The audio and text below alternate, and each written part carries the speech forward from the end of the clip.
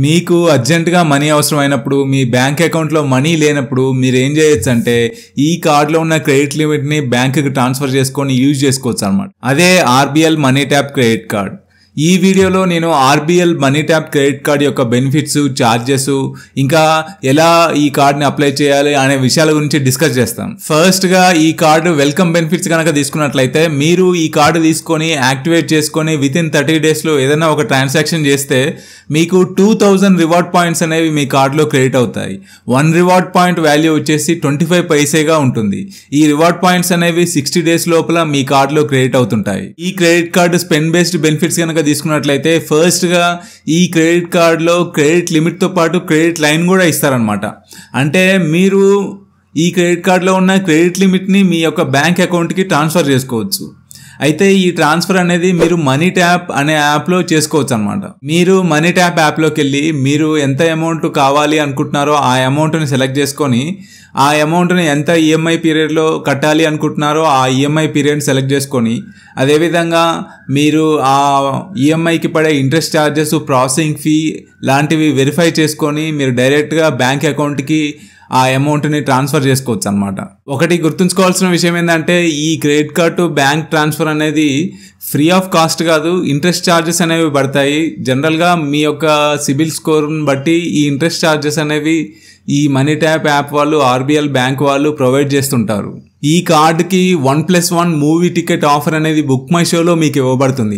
అంటే మీరు ఒక టికెట్ని బుక్ మై షోలో బుక్ చేసుకుంటే ఇంకొక టికెట్కి maximum up to ₹200 discount per మంత్గా ఇవ్వబడుతుంది. ఇంకా ఈ కార్డు ఉపయోగించుకొని జొమాటోలో ఫుడ్ ఆర్డర్స్ చేసినప్పుడు ఆ ఆర్డర్స్ మీద 20% cashback up to ₹200 per మంత్గా ఇవ్వబడుతుంది. ఈ కార్డు రివార్డ్ స్ట్రక్చర్ కనుక తీసుకున్నట్లయితే ఈ కార్డును ఉపయోగించుకొని మీరు చేసే ప్రతి ఆన్లైన్ స్పెండ్స్ మీద, అంటే ఎవ్రీ ₹100 ఆన్లైన్ స్పెండ్స్ మీద 2 రివార్డ్ పాయింట్స్ అనేవి వస్తాయి. అదేవిధంగా ఎవ్రీ ₹100 ఆఫ్లైన్ స్పెండ్స్ మీద 1 రివార్డ్ పాయింట్ అనేది ఇవ్వబడుతుంది. అయితే ఈ రివార్డ్ పాయింట్స్ అనేవి కొన్ని ఎక్సెప్షన్స్కి మాత్రం ఇవ్వరు. Like fuel, rent, wallet load, insurance, government transactions, railway transactions, EMI లాంటి ట్రాన్సాక్షన్స్ కి ఈ రివార్డ్ పాయింట్స్ అనేవి ఇవ్వరనమాట. ఈ కార్డు ఫ్యూయల్ సర్చార్జ్ వేవర్ వచ్చేసి 1% fuel surcharge waiver up to ₹100 per month గా ఇవ్వబడుతుంది.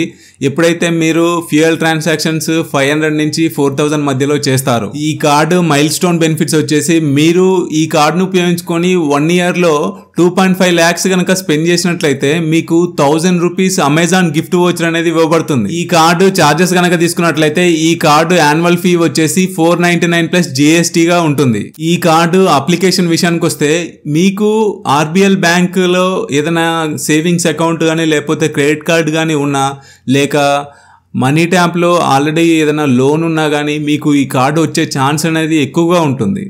మీరు ఈ కార్డ్ని అప్లై చేయాలంటే డైరెక్ట్గా మనీ ట్యాప్ అనే యాప్ని డౌన్లోడ్ చేసుకొని మీరు లాగిన్ అయిన తర్వాతకి మీకు ఈ కార్డు ఆఫర్ అనేది చూపించబడుతుంది.